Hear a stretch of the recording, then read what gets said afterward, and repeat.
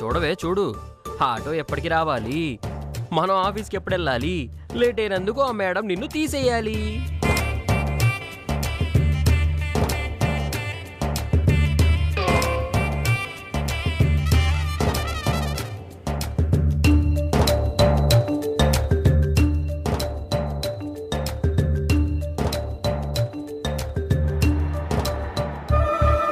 ఏమిటిది బాస్ కార్లా ఉంది, కొంపదీసి వాడినా ఏమిటి?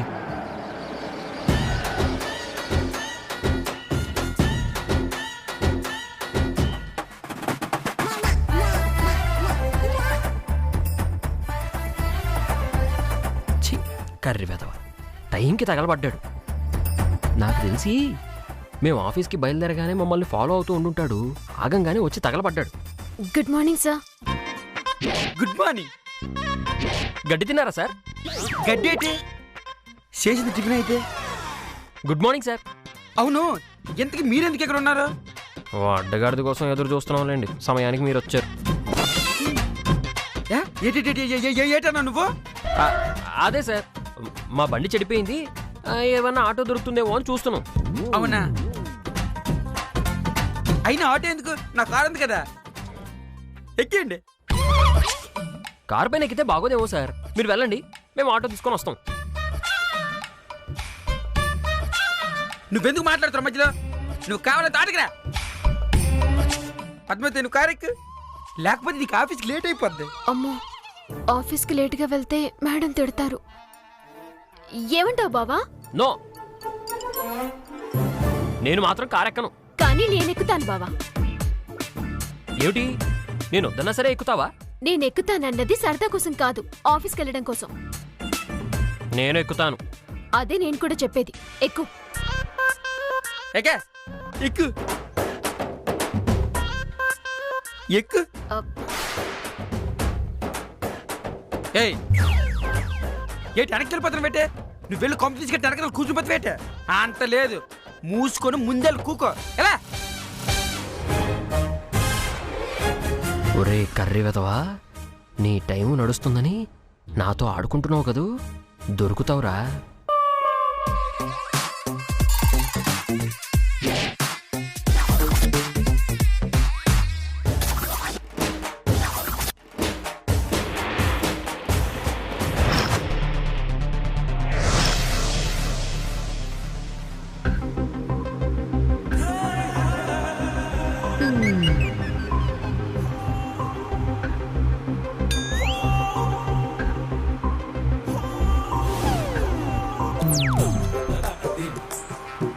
అవునరా వారు, ఏసీ పెంచరా.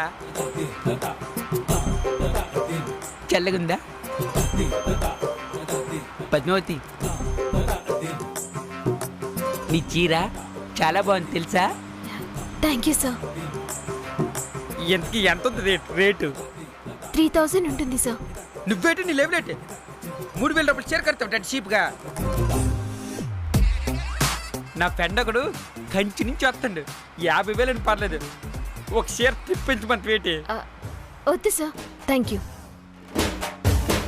నువ్వు పాల్గొ, నేను తెప్పేస్తాను అంతే. మీరు తెప్పించండి సార్, మార్కెట్లో నేను అమ్మేస్తాను. అమ్మేత్వా? మార్కెట్లో అమ్మడానికి అట్టు కాదు, పద్మావతి గిఫ్ట్గా ఇవ్వడానికి.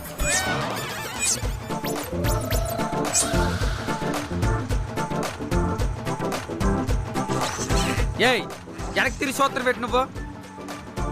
నేను చూడట్లేదు సార్, నా మెడ పట్టేసింది. మెడ పెట్టేసిందా? అది ఎలా పెట్టేసింది? ఏమో నాకేం తెలుసు సార్, ఇలా తిరిగాను, అలా పట్టేసింది.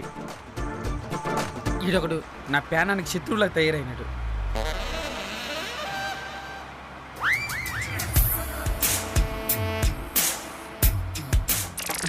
ఏంటి నువ్వు అలా చూస్తున్నావు? నాకు గొప్ప ఇబ్బందిగా ఉంది. మరి ఏం చేయమంటారు సార్? ఒక పంచే, కళ్ళు మూసుకో. కుదరదు సార్. ఏమి, ఏటైంది? రెప్పలు కూడా పట్టేసాయి సార్. రెప్పలు పట్టేసినాయా? అది ఎలా పట్టేసిందే? మెడ పట్టేయలేదు, అలాగే ఇది కూడా సార్.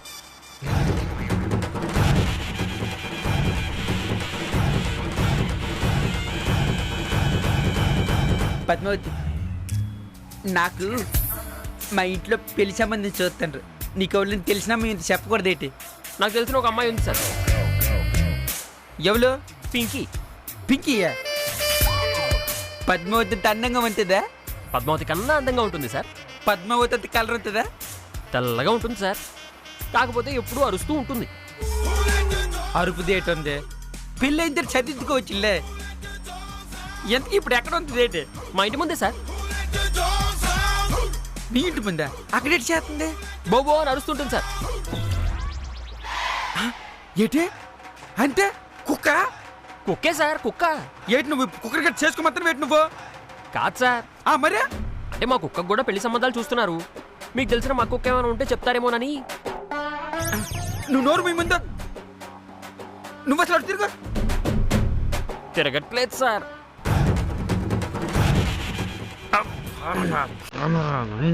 అసలు వీటితో టైం వేస్ట్ చేసుకోవద్దు. 13 మిల్లీ లైన్లు పెట్టేయాలి.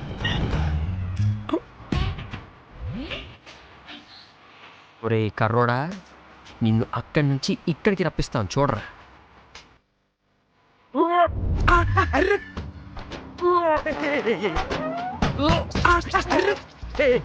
ఏం చేస్తాను నువ్వు? ఏమో సార్, వామిటింగ్ వచ్చేలా ఉంది సార్. ఓరు నాయన, నువ్వు మొత్తం మీదకి ఎక్కి చట్ట ఫ్రెండ్ మొత్తం కంపు చేసేట్టున్నావు నువ్వు. ఓరు నువ్వు పండు అప్పుడు పక్కన. నువ్వు అలాగే ఉండు. నువ్వు వెనక్కిరా, నేను ముందుకు వచ్చాను. ఓకేనా? అబ్బా నువ్వు దిగు.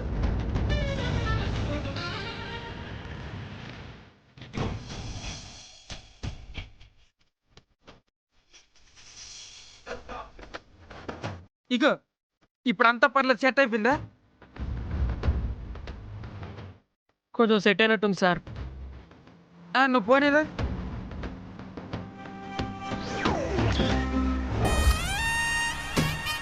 ఇదేంటి దీని మెడ తినగైపోయింది? మెడ వదిలేసింది సార్. 5 మాటలు తగ్గినాయా? తగ్గింది సార్. అయితే ఒక పంచి, నువ్వు ముందుకు వచ్చి నేను అడగకొచ్చేస్తాను. అక్కర్లేదు సార్. ఏమి?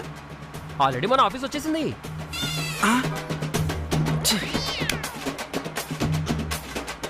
కర్రోడా, నా దగ్గర రా నీ డ్రామాలు.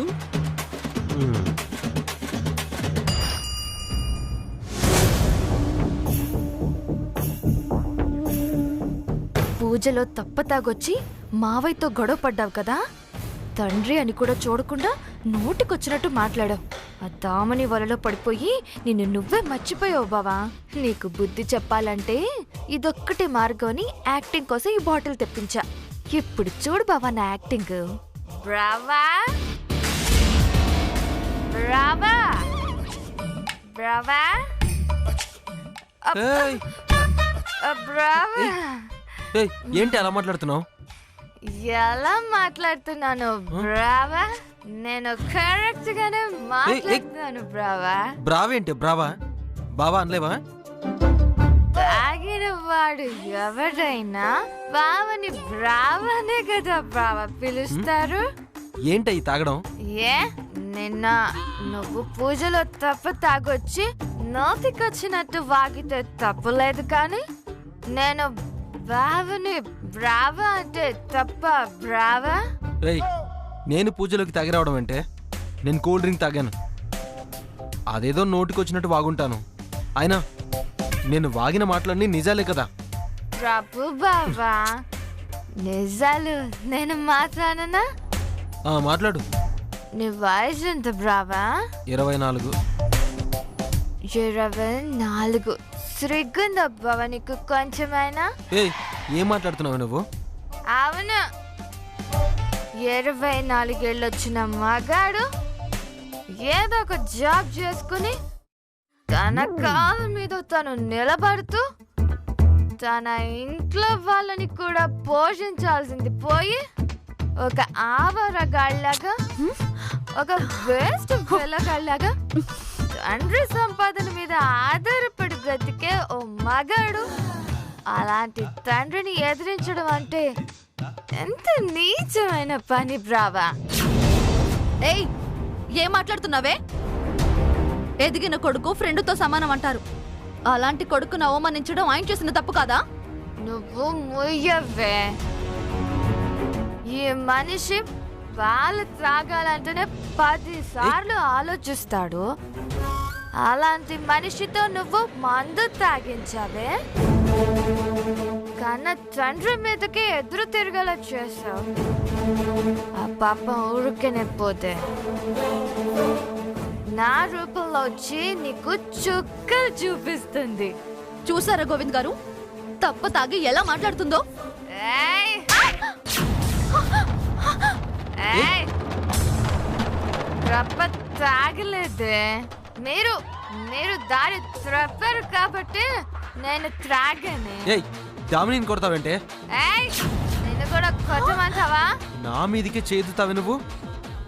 ఇదిగో సారీ చెప్పకపోతే ఎంత దూరమైనా వెళ్తాను బ్రావా.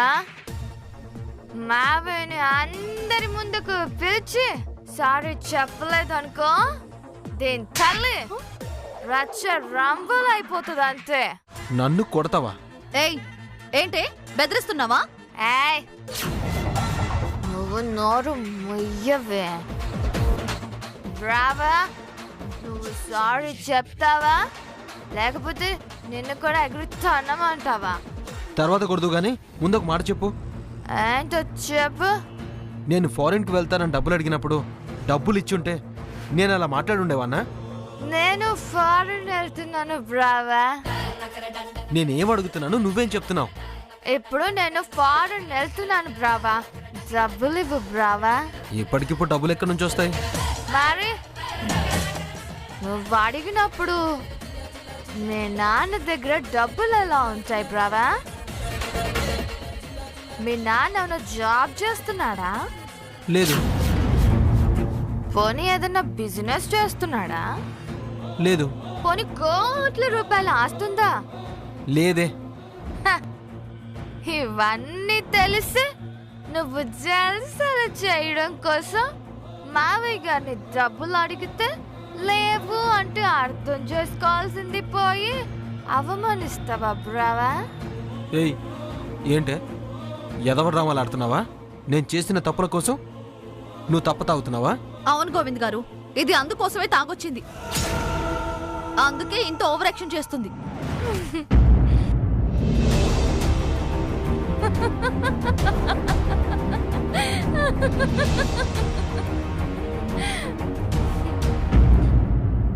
చూసావా బావా, తాగితే ఎలా ఉంటుందో, చుట్టూ ఉన్న మనుషులు ఎలా చూస్తారో.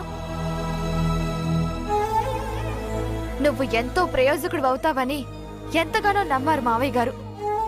కానీ నువ్వు ఆయన్ని కూడా అవమానించావు. నీ బలహీనతతో, నీ స్వార్థంతో అలాంటి తండ్రి మీద గొడవ పెట్టుకుంటున్నావు. వద్దు బావా, కొంచెమైనా అర్థం చేసుకో. చెప్పింది చాలు. నీ పని నువ్వు చూసుకో, నా పని నేను చూసుకుంటాను. ముందు దామినికి సారీ చెప్పు. దేనికి? కొట్టావు కదా. దీన్ని కొట్టడం కాదు, ఇది చేస్తున్న పనికి దీన్ని నరికి ముక్కలు చెయ్యాలి.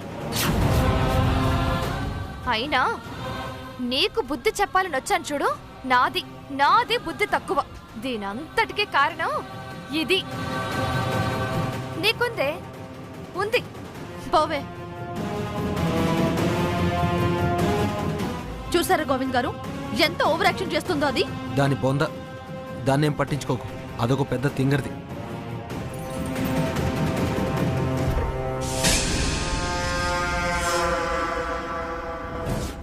నాకు తెలుసు గోవింద్ గారు, నా మీద చేయి పడితే దాని ప్రాణం తీసేదాన్ని. అలాంటిది కొట్టించుకున్నా సైలెంట్గా ఎందుకున్నానో తెలుసా? వాళ్ళు నన్ను కొడుతూ ఉంటే నా మీద మీకు సింపతి కలగడానికి. అందుకే భరించాను.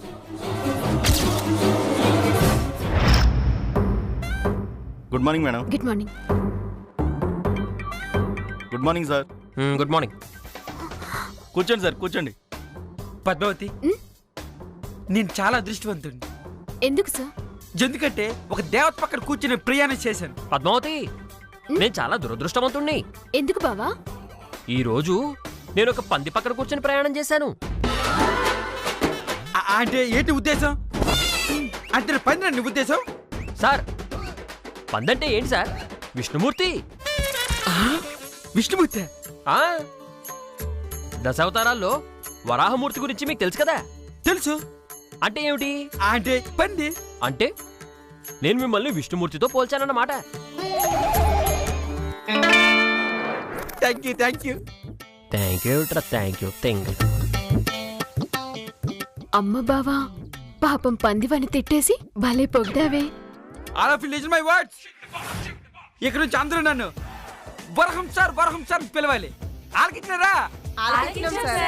ఇదిగో గీత, సార్ని ఒకసారి పంది సార్ అని పిలు. గుడ్ మార్నింగ్ పంది సార్. అదా నువ్వు కూడా పిలు. గుడ్ మార్నింగ్ పంది సార్. అదే సీరియస్ వరహం అన్నా వరాహం అన్నా పందన్నా ఒకటే సార్. ఫైనల్ గా మిమ్మల్ని విష్ణుమూర్తితో పోల్చాను. అయితే ఓకే.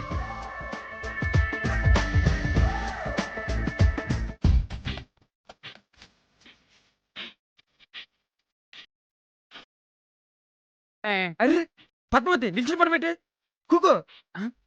అర్రే చేయలేదా బాబోయ్ శ్రీనివాస్ సూత్రం పెట్టే వెళ్ళి సైడ్ తీసుకురా. అలాగే సార్, ముందు మీరు కూర్చోండి.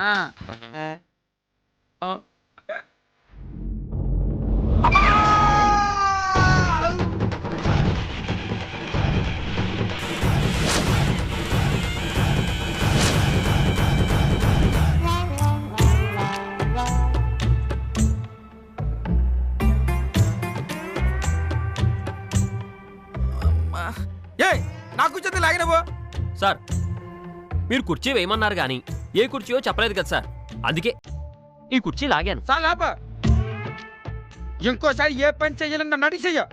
అలాగే సార్, మిమ్మల్ని అడిగే చేస్తాను. మేడం మీరు కూర్చోండి.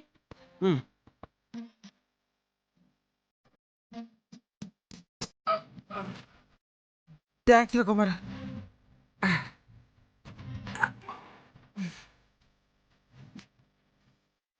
నాదుకు సూత్రం పెట్టే అక్కడికి వెళ్ళేది నొక్క.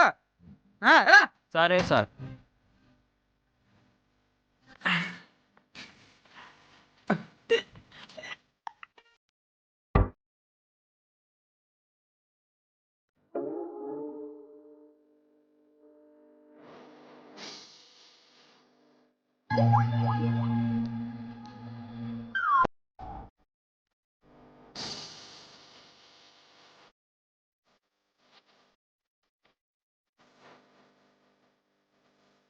ఒరే కర్ణుడా, ఏం చేసినా నిన్ను అడిగే చెయ్యాలా? సార్ నాకు తుమ్మొస్తుంది, తుమ్మంటారా? తుమ్మతో నన్ను అడుగుతాను పెట్టే. అంటే ఏం చేయమన్నా మిమ్మల్ని అడిగే చేయమన్నారు కదా సార్, అందుకని అడుగుతున్నా. తుమ్ముగా నామే తుమ్ముతాను పెట్టే. ఏంట్రా గొడవ? ఏట్లేదక్క. All of you listen. Labour officer గారు మన ఆఫీస్కి చెకింగ్ కోసం వస్తున్నారని తెలిసింది. సో మన ఎంప్లాయీస్ అందరూ అలర్ట్ గా ఉండాలి. ఓకేనా? All the best. అలాగే మేడం. మేడం మేడం మేడం ఒక చిన్న డౌట్ మేడం. అడుగు. ఇప్పుడు లేబర్ ఆఫీసర్ గారు వచ్చారనుకోండి, ఇక్కడ బాల కార్మికులు పనిచేయడం చూస్తే పనిష్మెంట్ ఇస్తారా? అలా ఎందుకు అడుగుతున్నావు? అంటే లేబర్ రూల్స్ తెలుసుకుందామని. యాక్చువల్గా పని ఎక్కువగా ఉండి స్టాఫ్ తక్కువగా ఉన్నా, పనికి సరైన వేతనం ఇవ్వకపోయినా, నాణ్యమైన వసతులు కల్పించకపోయినా, శారీరక మానసిక శక్తికి మించిన పనులు చేయించినా పనిష్మెంట్ ఇస్తారు, ఫైన్ కూడా వేస్తారు. అర్థమైంది మేడం. Thank you. అమ్మా పద్మావతి మేడం, స్టాఫ్ అందరినీ కొంచెం అలర్ట్ చేయమ్మా.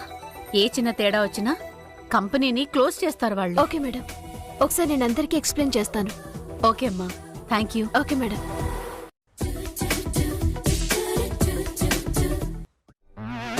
పద్మావతి, నువ్వు దేనికి భయపడకు. మన ఆఫీస్లో స్ట్రిక్ట్ రూల్స్ ఫాలో చేస్తాం కదా. ఆ లేబర్ కమిషనర్ కాదు, సాక్షాత్ మా పోలీస్ కమిషనర్ వచ్చినా మనల్ని ఏంటి చేయలేడు. నువ్వుకెందుకు వచ్చి నేను ఉన్నాను కదా, నువ్వు పని చేసుకో.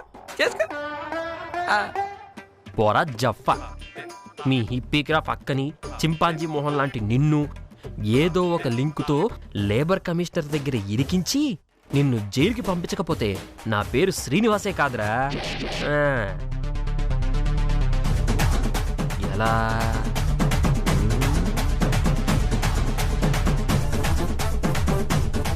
ఎస్, ఇక్కడున్న స్టాఫ్ని రెచ్చగొట్టి మనకు అనుగుణంగా మార్చుకుంటే ఆ హిప్పీగ్రాఫ్ ఆంటీకి ఈ సుందరంగాడికి కరెక్ట్గా బుద్ధి చెప్పొచ్చు. ఇదిగో గీత ఇట్లా చూడు గీత, మేడం నీకు సరిగ్గా జీతం ఇస్తుందా? ఇస్తున్నారు సార్.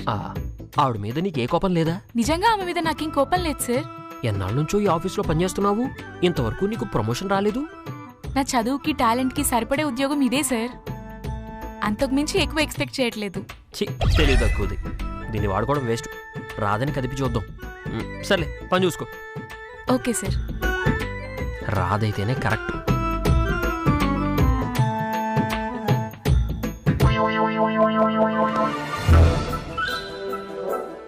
బాబా, అక్కడేం చేస్తున్నావు? మీరు మీ పని చూసుకోండి. ఏయ్, పద్మం తోటి సమాధానం చెప్పబెట్టే. ఎందుకెళ్ళి అక్కడికి? సార్, మీరు బార్డర్లో ఏమైనా బాంబులు వేసారా? బాంబులు గిబ్లెట్లేవు. వాసన వస్తుంటేను కాస్త ఏసీ గాలి పీల్చుకుందామని వచ్చాను.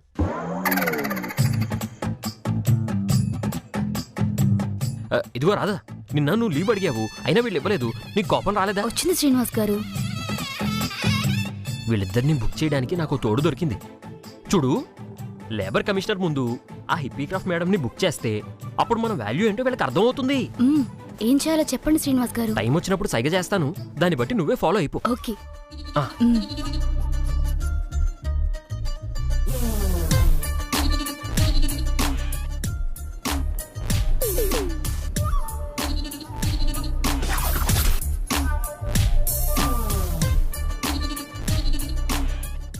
పద్మావతి, ఇంతకీ మీ ఆయన దుబాయ్ నుంచి ఎప్పుడు వస్తాడేటే? ఆయన రావడానికి ఇంకా 6 నెలలు పడుతుందండి. దుబాయ్ వెళ్ళినోళ్ళు వెనక్కి తిరిగి వస్తారని గ్యారంటీ లేదు, ఆ విషయం తెలుసా? ఎవరెక్కడ సెటిల్ అయిపోతే నీకెందుకురా? నీకేం పని పాట లేదా? ఏటే ఏటన్నా నువ్వు? మిమ్మల్ని కాదు సార్, గీతని. వాళ్ళ ఆయన కళ్ళజోడు పెట్టుకున్న కొండముచ్చులో ఉంటాడంట. సేమ్ మీలాగే. ఏటే? నేను మిమ్మల్ని అనట్లేదు సార్, గీత మొగుడిని అంటున్నాను.